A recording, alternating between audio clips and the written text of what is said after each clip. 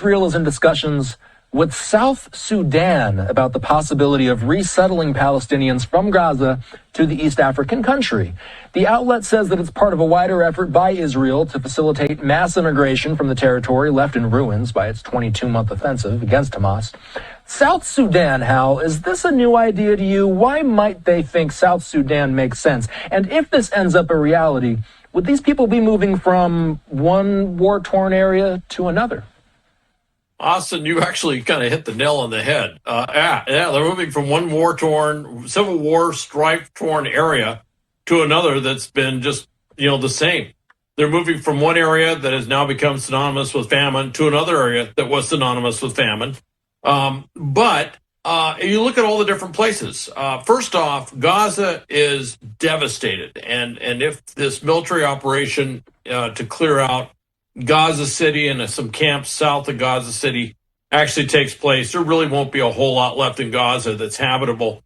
So they're really by necessity, they're having to move them out. They're saying it's a voluntary relocation, but when you have absolutely nothing, I'm not quite sure how voluntary that really is. But here's the issue. They floated the idea of maybe Egypt could take them, maybe Jordan could take them. Both Egypt and Jordan said, no, absolutely not. And by the way, both those countries, especially Jordan, have taken a lot of Palestinian refugees in the past. So they said no. Syria isn't a place to do it, and I don't think Syria would be interested into doing something like that. So you start to run out of countries. They talked about Sudan. Well, that's an interesting idea. They're in a massive civil war right now. But South Sudan, one of the newer countries, 2011, it was formally stood up as South Sudan, although it was recognized by many countries going back to 2005 before, and had been independent before that, I should mention. But it has a very different demographic. One of the reasons that there's always been this fighting there is because it's predominantly Muslims in the north, and South Sudan is over 60% Christian. And it's very different tribes, very different demographics, if you will.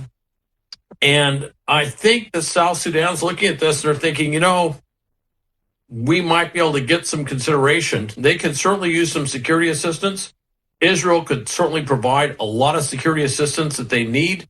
There could be other countries that could step in. I think South Sudan's kind of looking at this thinking this might be an opportunity here if we open ourselves up to the refugee business. And of course, the question then becomes, will they stay? Will they go? And you deal with they might, over a period of time, a number of the Palestinians will probably find some way to go somewhere else. I don't think they're going to want to stay in South Sudan forever. But it's going to take a long time to rebuild Gaza.